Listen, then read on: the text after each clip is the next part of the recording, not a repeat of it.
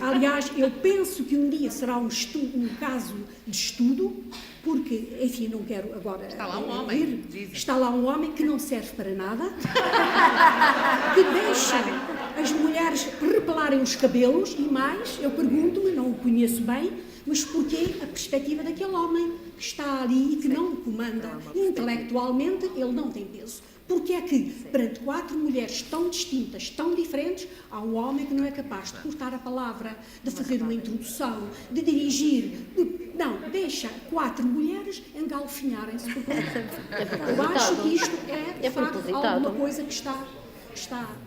Isto é, no domínio das artes, no domínio do poder, no domínio da representação, em termos de, digamos, de comunicação social, eu acho isto. Acho que nós quereríamos outro tipo de representação. Não é por mal, é por bem que o queríamos. E penso, sobretudo, numa outro domínio, que são aquelas mulheres que não têm isso. Quer dizer, que é, digamos, que não representam, que são a população.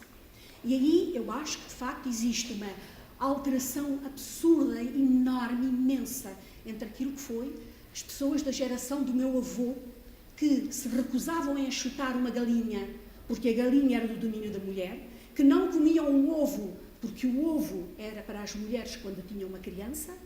Hoje, os netos deles são engenheiros e levam a criança no canguru à frente, no peito, e a mochila atrás, e vão com a criança ao fim do dia ver as obras.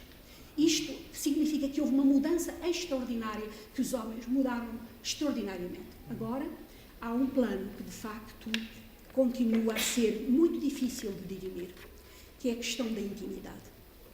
A questão da intimidade, quer se queira, quer não, irá contra tudo que são cotas, irá contra tudo aquilo que são as conquistas das mulheres para participarem nos conselhos de administração, tudo isso. Porque se nós não percebermos que temos de lidar com uma realidade que é, eu não sei se é dura, é uma realidade, é que a natureza ignora a lei. A natureza ignora a lei e só pode aproximar a lei da natureza se houver uma revolução no domínio da cultura. E é aí que, de facto, a cultura tem de intervir. E é por isso que, enfim, estas primeiras palavras são no sentido de dizer que é aí que há um trabalho imenso e que, de facto, nós estamos perante um desafio que é eminentemente cultural e da qual nenhum de nós pode eximir-se a participar. Muito obrigada. Eu vou voltar aqui a alguns tópicos, nomeadamente essa subversão do Aragon que citou e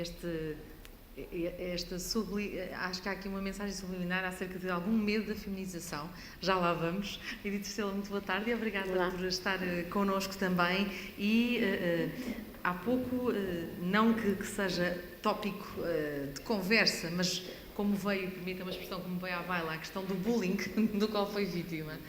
Daqui a pouco vou pedir-lhe o favor de contextualizar o que é que realmente aconteceu, por caso de algum convidado ou convidada não saber exatamente o que é que estávamos a falar há pouco, que já a falar a deputada Isabel Moreira, mas quando ainda subscreve que as mulheres são vistas como reprodutoras e não produtoras? Muito boa tarde a todas e a todos. Queria agradecer em primeiro lugar à senhora bastonária o convite para estar hoje aqui, participar neste debate, cumprimentar as minhas colegas de painel e a Fernanda Freitas. É com muito gosto que aqui estou e quero também felicitar a sua equipa, porque isto nunca é trabalho de uma pessoa só, é de uma equipa que não só de mulheres, mas também de homens que já provaram excelentes profissionais que me resolveram aqui o problema do microfone e outros. Bom, dito isto, e pegando primeiro na afirmação que terei feito em tempos, cada vez mais poderei confirmar que as mulheres, infelizmente, são mais olhadas, sobretudo pelos empregadores, como reprodutoras do que como produtoras, ou seja, como pessoas que estão de pleno direito no mercado de trabalho, que produzem para a sociedade. Ainda há pouco no painel anterior se referiu isso. E posso-vos assegurar, da experiência que eu tive no Parlamento Europeu, em que fui relatora de 2 relatórios muito significativos, um deles sobre a revisão da lei da maternidade e da licença de maternidade. E essa experiência desse trabalho que fiz levou-me a vários países europeus para conhecer melhor a legislação e também para contactar, enfim, com as autoridades e com representantes das organizações não governamentais. E, por exemplo, na Suécia, cuja lei de licença de maternidade é bastante progressista, na Suécia, um pai que não utilize a licença de paternidade e não partilha a licença parental é olhado reprovadoramente pela sociedade e considerado um mau pai.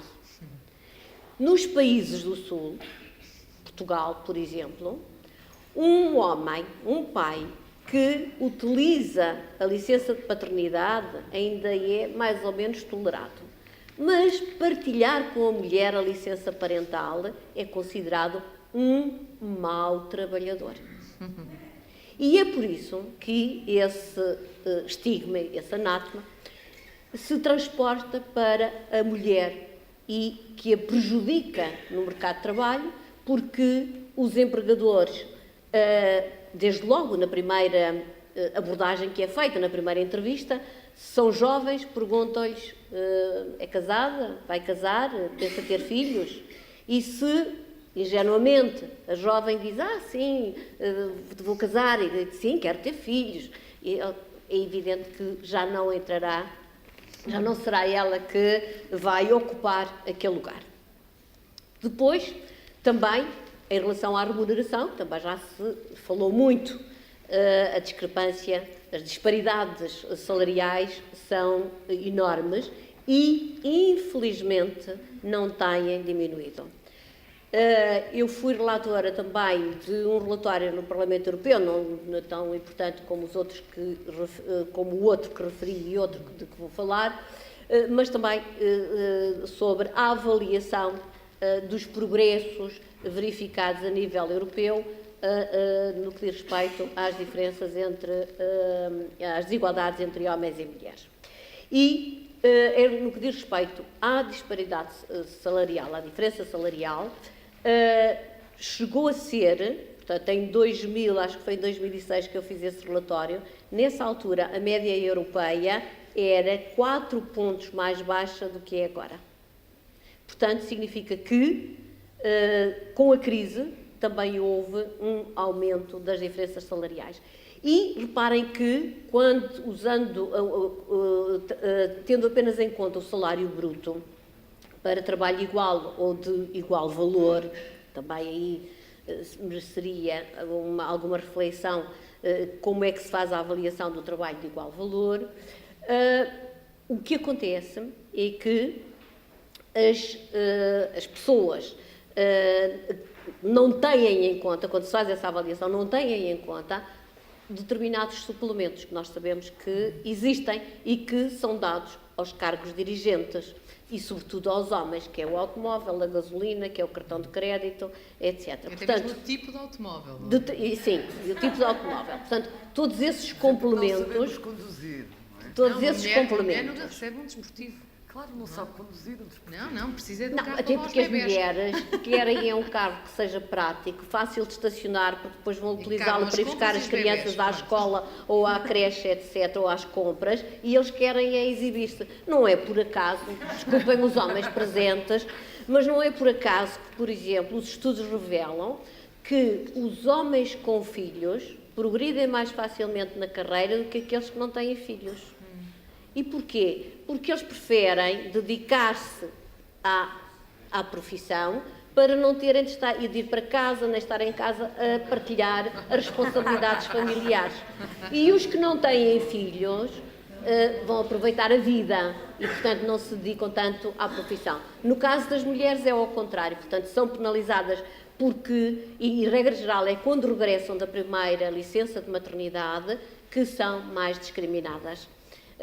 Ou não, embora a legislação, na maior parte dos países europeus, preconize o regresso ao mesmo posto de trabalho, a verdade é que arranjam sempre desculpas e a mulher é sempre penalizada. Ou deixa de ter determinados projetos tão interessantes do ponto de vista profissional, ou, entretanto, é posta na prateleira, ou são-lhe retiradas determinadas regalias, não tem direito aos prémios de produtividade, perde também na progressão na carreira, etc. E eu acho que isto é a maior injustiça que se pode cometer, porque a sociedade e, sobretudo, os empregadores esquecem-se que se há sustentabilidade da segurança social, se deve ao contributo das mulheres, porque se as mulheres não tiverem criancinhas que depois vão ser os futuros contribuintes, é evidente que a sociedade fica só toda envelhecida, toda a gente só a receber a reforma e ninguém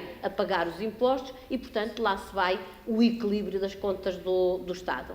Portanto, eu acho que também há aqui uma pedagogia que tem de ser feita e eu esforcei-me bastante, embora não tivesse sido bem sucedida, com muita pena minha, mas esforcei-me muito, confesso, para introduzir no direito comunitário que não existe a licença de paternidade. Eram apenas 2 semanas, mas com pagamento integral, precisamente porque as leis não basta se dizer, sim senhor, atribui-se, por exemplo, 20 semanas de licença de maternidade, mas vamos ver se o pagamento corresponde ao salário integral, porque senão há uma penalização. Por exemplo, a lei do Reino Unido, no que diz respeito à licença de maternidade, se for apenas pela extensão da licença, as pessoas dizem, ai, que boa lei, 52 semanas. Acontece é que só 6 semanas é que são pagas a 90% do salário. Depois há 33 semanas que são pagas de uma forma simbólica e as restantes nem sequer são pagas. Portanto, é uma lei que só favorece as famílias ricas que têm poder de compra e que podem manter uma pessoa, quando aumentam as responsabilidades familiares, sem ter qualquer rendimento. Portanto, é preciso que se olhe bem para as leis, mas as leis ajudam a progredir a sociedade, ou seja, as leis, boas leis, também depois vão transformando, ajudando a transformar as mentalidades. As mentalidades não se transformam por decreto, mas as leis, os decretos, as leis ajudam a transformar as mentalidades, porque as pessoas também depois vão, a pouco e pouco, vão se adaptando. Eu vou só para... queria responder àquela... àquilo que foi referido há pouco pela Isabel, que foi o seguinte: eu fui também relatora de um relatório sobre a saúde e os direitos sexuais e reprodutivos no Parlamento Europeu e que foi... em 10 anos que estive no Parlamento Europeu, nunca assisti a nada do género. Porque houve tantas pressões. Imaginem que até houve bispos alemães, pelo menos um caso, que na homilia pediu que se manifestassem, votassem e pressionassem contra o meu relatório. Tive direito a 3 manifestações junto do Parlamento Europeu, com cartazes e com crianças e a dizerem stop estrela. Bem, de tudo aconteceu. Os deputados receberam milhares e milhares e milhares, eu acho que eu recebi 250.000 mails de pessoas contra o meu relatório. Curiosamente, são pessoas tão interessadas que eu já deixei de ser deputada e continuaram a mandar-me contra o meu relatório, que já estava enterradíssimo desde 2014, não é? E, portanto, continuaram a mandar mails a pressionar.